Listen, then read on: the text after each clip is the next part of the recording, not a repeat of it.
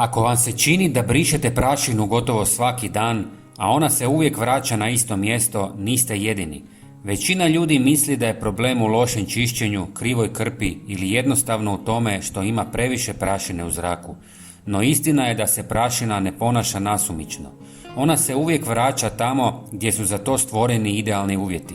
A ono što je najzanimljivije, ti uvjeti često nemaju veze s prljavštinom. U ovom videu objasnit ćemo zašto se prašina stalno vraća na ista mjesta i što to možete učiniti da se to napokon promijeni. Na samom kraju pokazat ću vam i kako napraviti jedno od najboljih prirodnih sredstva koje ne samo da bolje čisti prašinu, nego je i odbija. Zato ostanite s nama do kraja videa.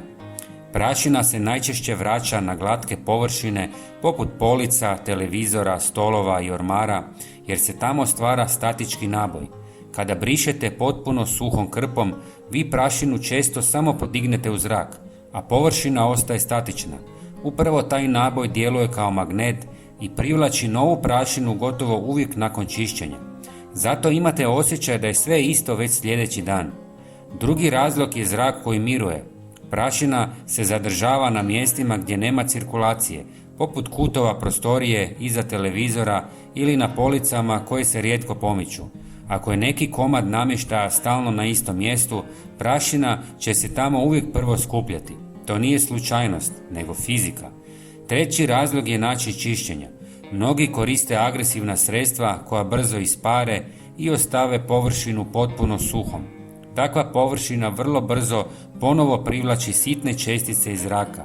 Površina možda izgleda čisto, ali zapravo je savršena podloga za novu prašinu. Zato je važno ne samo obrisati prašinu, nego i ostaviti tanki zaštitni sloj koji će smanjiti statiku. Upravo tu dolazimo do prirodnog sredstva koje možete napraviti kod kuće. Za ovo sredstvo potrebno vam je 100 ml destilirane vode.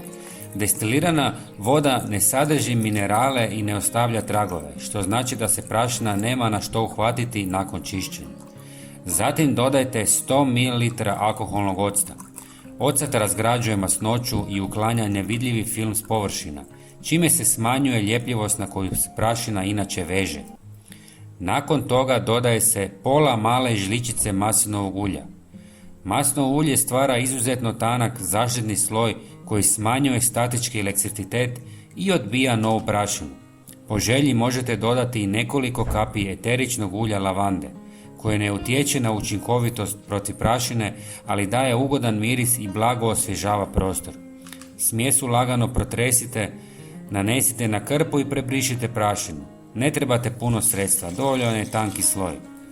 Kada kombinirate razumijevanje zašto se prašina vraća i ovakav prirodan način čišćenja, razlika je vidljiva već nakon nekoliko dana.